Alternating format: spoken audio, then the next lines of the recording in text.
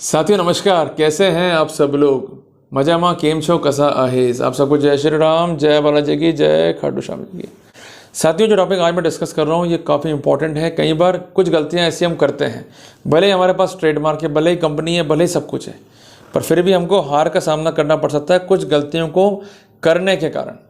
तो साथियों, वो गलतियाँ क्या होती हैं जिस कारण ट्रेडमार्क होने के बावजूद भी हमें इंजंक्शन नहीं मिलता है, कोई राहत कोर्ट से नहीं मिलती है? तो वो गलतियाँ क्यों हम करते हैं, वो गलतियां हमसे कौन कराता है, और वो गलती करने से हमें क्या परिणाम फेस करना पड़ सकता है, ये सब आज के टॉपिक के डिस्कस पॉइंट है। क्लियर है? तो पढ़ने से पहले कॉपी खोलो, कॉपी खोलना भाई मेहरबानी करके, पेन हाथ में ले लो, पेन ही हाथ में लेना भाई, ये भी रिक्वेस्ट है, और खिड़की बंद कर दो। ओके, जब आप खिड़की खोलोगे तो आपको देखेगी पड़ोस में लड़की, और फिर उसको देखोगे तो फिर नोट डाउन करने की बजाय फिर आप बनाओगे कॉपी में गोले गोले। प्लीज़ ठीक है जी, शुरू करें अपन। चलो, थोड़ी सी कॉमेडी भी ज़रूरी है भाई, इससे क्या माहौल अच्छा रहता है क्लास का। अदरवाइज़ क्या, लेक्चर सभी दे रहे हैं यूट्यूब पे, जगह जगह पे, आप बोर हो जाओगे मुझे नहीं पता, और मैं आपको 10 मिनट बोर नहीं कर सकता। क्लियर है? उसके बाद आप बेशक खिड़की खोल लेना, और टॉपिक 10 मिनट पूरा नहीं हुआ तो 15 मिनट में होगा भाई, थोड़ा सब्र कर लो। क्लियर है? तो चलो जी, पकड़ लीजिए हाथ में, पकड़ने पकड़ा, अच्छा जी पेन पकड़ लिया, बहुत बढ़िया जी, शुरू करते हैं जी। साथियों, केस था, उसमें डिस्प्यूट हुआ दो कॉरपोरेशंस के बीच में। जो पहली कंपनी है उसका नाम है यूकॉन, अपने इसको यूकॉन के नाम से याद रखेंगे, हालांकि नाम बहुत बड़ा है इसका, बट इसको अपन यूकॉन के नाम से ही याद रखेंगे। क्लियर है? और दूसरा है अल्ट्राकॉन। डिस्प्यूट हुआ यूकॉन और अल्ट्राकॉन के बीच में, और ये वाली जंग नहीं है कि निकाल साले तलवारें काट दूंगा मैदान के अंदर। झगड़े हो रहते हैं आजकल मोहल्ले में भाई, ये झगड़ा था कॉर्पोरेट। झगड़े जो होते हैं ना कॉर्पोरेट, मुझे बहुत अच्छे लगते हैं। ये होते हैं डिसिप्लिन वे में, बिल्कुल पीसफुल, मतलब no no mister, you are doing wrong, I am not doing wrong, I am doing in consequence of agreement, that's why I can do. इस तरह के झगड़े होते हैं। ऐसा होना था कि बाएं चढ़ा ली साले, जो भी है आगे जो भी होता है मालूम है आपको। खैर, इस केस में जो यूकॉन था ये कोर्ट पहुंच गया, और इसने कोर्ट से कहा कि मुझे इंजंक्शन चाहिए, मुझे इंटरिम ऑर्डर चाहिए। कोर्ट ने कहा भाई क्या चाहिए बोलो। तो इसने कहा कि सर, जो ये कंसर्न रेस्पोंडेंट है ये ठीक नहीं कर रहे, इन्होंने हमारे साथ एग्रीमेंट करा और ये कहा कि हम 10 साल तक और कोई धंधा नहीं करेंगे, हमारे जो एम्प्लॉयज़ हैं उनको बरगलाएंगे नहीं, इसके अलावा जो हमारे क्लाइंट्स हैं उनको टचअप नहीं करेंगे 10 साल के अंदर अंदर, जब तक एग्रीमेंट चल रहा है। तो हमको राहत दो, क्योंकि ये लोग ऐसा कर रहे हैं, नुकसान पहुंचा रहे हैं हमारा। अल्टीमेटली इस पॉइंट पर जो है कोर्ट ने नोटिस जारी कर दी है। इसके अलावा 2 पॉइंट और भी जो है प्लीड किए गए कि जो हमारे कंसर्न्ड एम्प्लॉयज़ हैं या जो हमारे कंसर्न्ड कॉन्ट्रेक्चुअल लेबर हैं उनको भी जो है इस तरह की हरकतों से अफेक्ट कर रहे हैं, इनको रोका जाए। और इसके अलावा हमारे बीच एक सेल ऑफ शेयर्स एग्रीमेंट हुआ था जो कि 22/3/12 को एग्जीक्यूट हुआ, उसकी ये पालना नहीं कर रहे हैं, अच्छा नहीं कर रहे हैं, इनको रोका जाए और पालना को सुनिश्चित किया जाए। और ये एप्लीकेशन फाइल हुई थी as per the protocol of section 9 सब clause 2 sub clause A and section 9 सब clause 2 sub clause C of arbitration and conciliation act. साथियों, अब आते हैं पात्र परिचय पे। स्टोरी या तो पात्र तो होंगे। यहाँ पर पहला पात्र मीन्स जो अपीलांट या एप्लीकांट या पिटिशनर नंबर 1 है वो है कंपनी। क्लियर हो गया? कंपनी क्या है? एक आर्टिफिशियल पर्सन, और उस कंपनी को कौन रन करेगा? या तो बोर्ड ऑफ डायरेक्टर या उनके द्वारा नॉमिनेट किया गया व्यक्ति। इस केस में जो नॉमिनेटेड पर्सन है वो कौन है? एमडी। एमडी कौन है? एप्लीकांट नंबर 2 या अपीलांट नंबर 2 या पिटिशन नंबर 2। तो ये जोड़ी कैसे बनी? एक तो है कृत्रिम और दूसरा है प्राकृतिक आदमी, पर्सन, यही कहा जाएगा कानून के अंदर। तो मेरा कहना है कि ये जोड़ी अच्छी नहीं होती है। मेरे पार्टनर हैं वैभव माथुर जी, मुझे कहते हैं कि सर जोड़ी हमेशा इंसानों में होनी चाहिए। अगर इंसान और मशीन में जोड़ी होगी ना तो वो चल नहीं पाएगी, कुछ समय तक तो मज़ा दे देगी आपको, और कई मशीनें जी और कई कृत्रिम चीज़ें जो मज़ा दे सकती हैं आपको। जब आपको व्यापार करना है तो आपको इंसान साथ लेके चलना पड़ेगा। तो ऐसी स्थिति मुझे यहाँ देखने को मिली। उनकी बात ध्यान आ गई थी, इससे मैंने आपको नोट डाउन करा दी। सामने था R1 R2, तो ये एक मैच चल रहा है। स्थिति अज्यूम करो टेबल टेनिस का, इधर भी दो इधर भी दो, बीच में नेट, इधर भी दो इधर भी दो, बीच में नेट। इधर कौन है? मशीन और इंसान, इधर कौन है? इंसान और इंसान। अब स्टोरी क्या थी इनके बीच में, उसको अपन समझते हैं। इनके बीच एक अंडरस्टैंडिंग हुई जिसको बोलते हैं मेमोरेंडम। भाई बड़े लोग हैं, कॉर्पोरेट हैं, तो ये जो चीज़ें हैं उनको भी बड़े बड़े नाम से बुलाते हैं ताकि डर लगे। जैसे एक महिला मुझे मिली, वो मुझे बोलती क्लच चाहिए, क्लच चाहिए। मैंने कहा भाई क्लच क्या चाहिए? मैंने देखा भाई मेरे पास तो क्लच है ही नहीं, तो क्लच कैसे चाहिए? अरे बोली सर क्लच का मतलब होता है पर्स चाहिए। ओहो, मैंने कहा बहन जी बहुत बढ़िया। फिर बाद में मालूम पड़ा तो कॉर्पोरेट है। खैर बड़े बड़े चौंसले, बड़े बड़े खटके। और कई लोग साथ जाते हैं, मेरे भी कोर्ट बैठ के वो देखते साहब BMW कार देख लो, मर्सिडीज देख लो। मैंने कहा भाई मेरी औकात नहीं है, अपने को नहीं चलानी ऐसी बड़ी बड़ी कारें। तुम लोग कॉर्पोरेट हो, तुम लोग जानो, तुम लोग चलाओ, क्लियर है बात ये।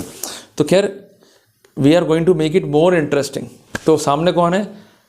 कंपनी और एक व्यक्ति, जीवित व्यक्ति, A1 A2। इधर कौन है? R1 R2, जोड़ी है, जोड़ी बड़ी कमाल की। ये मेमोरेंडम में क्या तय हुआ कि 80% जो शेयर होल्डिंग है R1 और R2 की A1 में, कंपनी में आपकी शेयर होल्डिंग हो सकती है, इनकी भी थी, ये ट्रांसफ़र कर देंगे A2 को, ठीक है। और जब हम ट्रांसफ़र करते हैं कोई भी चीज़ तो कुछ लिखा पढ़ी करनी पड़ती ना, तो बड़े लोग जो होते हैं ना उसको भी एक नाम देते हैं। जैसे जो डॉग होते हैं बड़े लोगों के घर में, उनके नाम होते हैं टॉमी, ठीक है, टाइसन, बड़े लोग हैं, पाल सकते हैं भाई चीज़ों को। तो इन्होंने भी नाम दिया उसको SOS का मतलब क्या होता है मालूम है? Sales of share agreement. Clear हो गया आपको? साथियों जब ये राइट्स ट्रांसफ़र हो गए तो फिर एक एग्रीमेंट लिखा गया जो मैंने आपको बताया, और फाइनली 22/3/12 को ये एग्रीमेंट हो गया एग्जीक्यूट। बहुत बढ़िया, शाबाश। अब हमको 2 तारीखें ध्यान में रखनी है, 1/10/2011 जब एक अंडरस्टैंडिंग हुई, और दूसरा है 22/3/2012।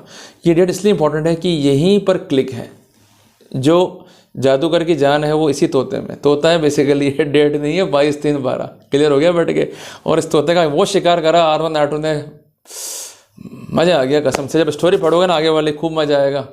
पर इसमें अच्छी बात क्या है कि इस तोते ने कुछ निकाला नहीं, बट जो कुछ निकाला उसने A1 A2 का वो बहुत भारी निकाल दिया और बहुत नुकसान कर दिया। क्लियर है?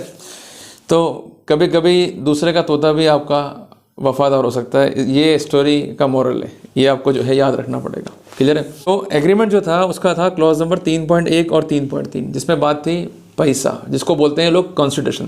क्या लिखते रहते हैं बड़े लोग, प्रीमियम, कंसिडरेशन, वाह वाह वाह। इसमें था कि भाई 2 पार्ट्स में देंगे, दे दो भाई। कई लोग देते हैं 2 पार्ट्स में भी, ये भी दे रहे हैं। पहला पार्ट दे रहे हैं 31 मार्च 12 को, और दूसरा दे रहे हैं 20/4/12 को। ये भी तय हुआ कि जो शेयर है उसकी अब होगी फेस वैल्यू 50 रुपये। भाई बड़े लोग हैं जी, कुछ भी तय कर सकते हैं, बच के रहना चाहिए बड़े लोगों से। इसके अलावा ये भी तय हुआ शर्त के अनुसार, शर्त थी 10.2 कि आप डायरेक्टली और इनडायरेक्टली कोई काम नहीं करोगे, कोई नया एम्प्लॉयमेंट नहीं जनरेट करोगे, कोई कंपटीशन क्रिएट नहीं करोगे एप्लीकेंट नंबर 1 और एप्लीकेंट नंबर 2 के लिए, और कहीं भी एसोसिएट नहीं होगे डायरेक्टली और इनडायरेक्टली। जब शेयर आ गए एप्लीकेंट नंबर 2 के पास में, एप्लीकेंट नंबर 1 के, तो ये तो हो गया शहंशाह।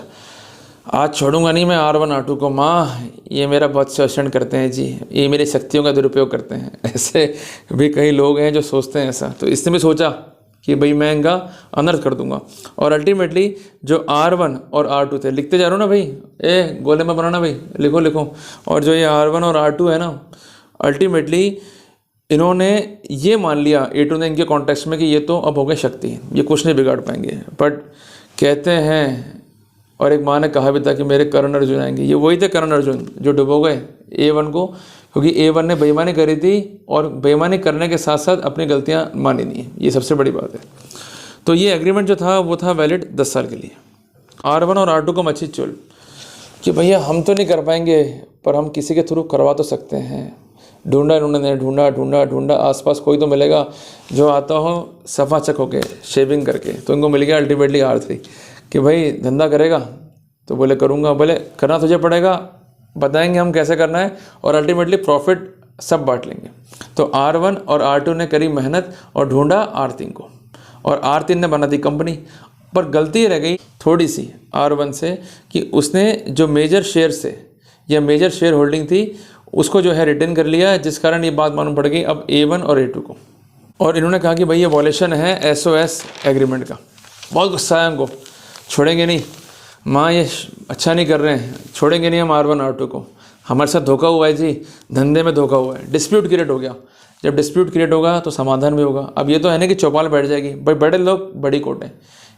कमर्शियल डिस्प्यूट है तो उसके लिए क्या है? कमर्शियल कोर्ट, और उसके लिए कानून है कमर्शियल कोर्ट एक्ट 2015। याद रहेगा ना? अरे याद रखो भाई, रखना पड़ेगा। और धारा है 12A, मेरी फेवरेट धारा है 12A, याद रहेगी आपको। 12A में क्या पोजीशन है कि जब भी डिस्प्यूट है तो सबसे पहले आपको करना है प्री लिटिगेशन। भाई बड़े लोग हैं, झगड़ा नहीं करेंगे जी, पहले बात करेंगे जी बैठ के। और ये लोग बैठ के बात करते हैं, कभी कभी लेट के कर सकते हैं बट नहीं करते हैं। ये कहते हैं नहीं भाई हम बैठ के करेंगे, हम लोग सभ्य लोग हैं। तो यहाँ बैठ के बातचीत हुई बट उसका कोई परिणाम नहीं निकला।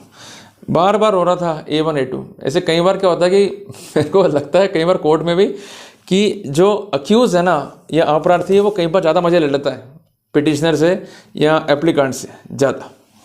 मतलब वो रो रहा है, अरे हमारा एग्रीमेंट इन लोगों ने वॉयलेट कर दिया और अल्टीमेटली हमारे साथ धोखा कर दिया और हाँ एक नई कंपनी बनाकर एक कंपटीटर खड़ा कर दिया, हमारे एम्प्लॉयज़ को बरगला दिया, उसको वहाँ से वहाँ शिफ्ट कर दिया और अल्टीमेटली ये लोग जो है धोखेबाज हैं, इन पर सख्त कानूनी कार्रवाई करो।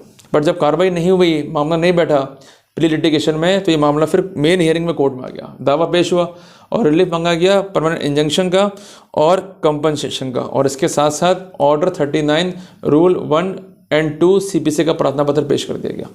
नोटिस जारी हो गए।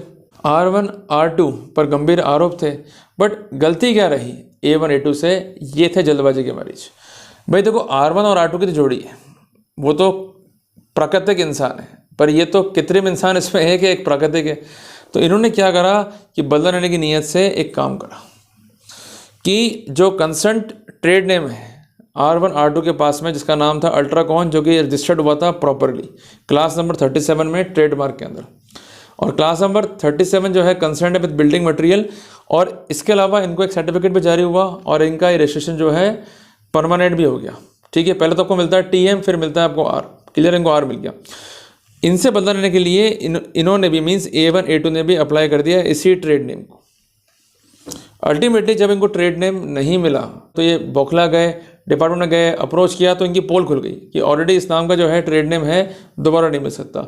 तो इनका जो एक्ट था उसको मैलाफाइड माना गया और जो लाइसेंस एग्रीमेंट था उसके वायलेशन में जो है इसको माना गया और अल्टीमेटली जो इनकी एप्लीकेशन था उसको रिजेक्ट कर दिया गया। मैं आपको एक बात स्पष्ट कह दूँ कि टाइम का सारा खेल है, मैं आपको बार बार क्यों जोर दे रहा हूँ, क्योंकि यहाँ मैंने जब आपको जो एक सेकंड स्क्रीन प्ले जो है नरेट किया, उससे पहले आपको मैंने एक बात कही थी कि 1 तारीख को नोट कर लो, वो है 22 मार्च 2012, पर ये तारीख नहीं है, ये तोता है जादूगर का।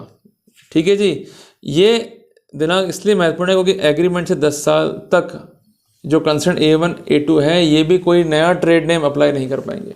क्लियर है। तो जो रेस्ट्रिक्शन थी R1 R2 पे वही रेस्ट्रिक्शन थी A1 A2 पे, पर इन्होंने कर दिया। और कब करा इन्होंने हरकतें 15/4/18 को। तो हिल गया ना, तो तब हो गई गड़बड़। तो जैसे हिला तो इन्होंने भी दर्ज कर दिया हमारी आपत्ति कि भाई इन्होंने भी लाइसेंस एग्रीमेंट का उल्लंघन किया है कि भाई जिस चीज़ को हम यूज़ कर रहे हैं, जिसके लिए आपको हम रॉयल्टी दे रहे हैं, लाइसेंस फीस पे कर रहे हैं, तो अल्टीमेटली आप हमारे खिलाफ भी कैसे काम कर सकते हो, आप हमारे इंटरेस्ट पर कैसे जो है कोई परजुरी कॉज कर सकते हो।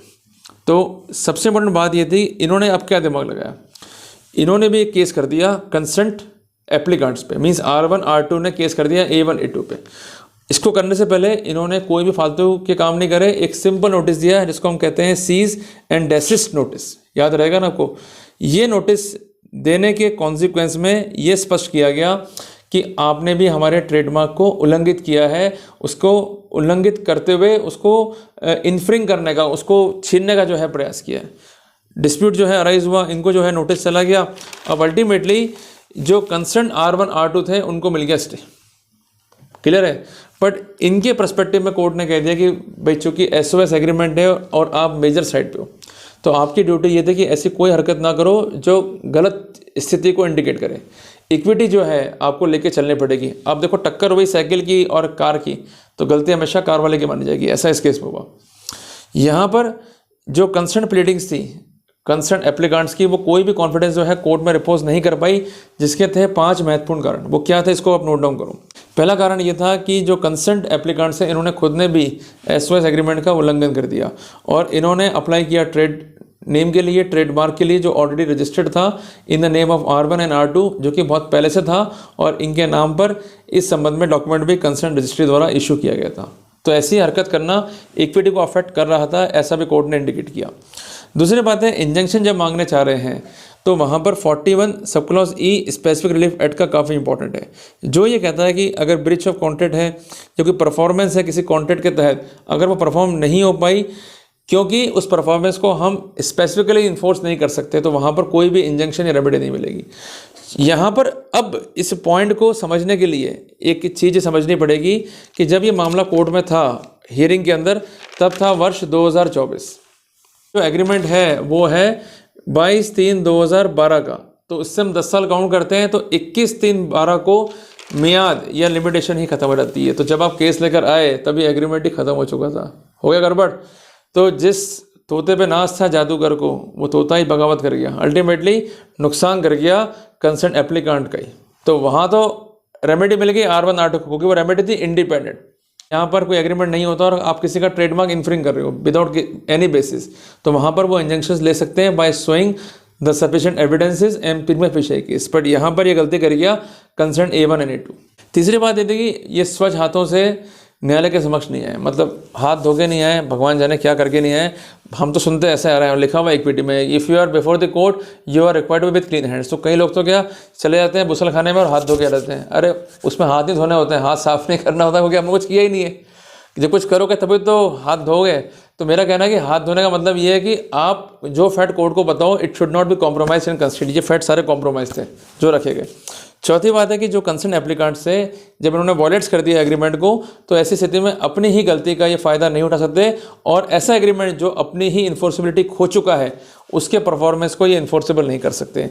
तो looking to the fact and circumstances, court में जो रेस्पोंडेंट 1 और 2 थे उनका पक्ष जो है भारी माना। इसके अलावा एक जजमेंट है NLC तमिलनाडु पावर लिमिटेड बनाम एस लॉजिस्टिक्स के नाम से, जजमेंट है 2019 SCC online Madras page number 681। उसमें भी ये माना गया कि कोई एग्रीमेंट है, यद्यपि है बट इन्फोर्स नहीं हुआ, तो ऐसी स्थिति के अंदर उसका इन्फोर्समेंट पॉसिबल नहीं है, या इन्फोर्स हो गया है पर जिस टाइम केस लेके आ रहे हो, जिस टाइम रेमेडी मांग रहे हो, उसकी इन्फोर्सिबिलिटी सीज हो चुकी है या एक्सटेंड नहीं हुई है, तो कोई भी रेमेडी आपको नहीं मिलेगी।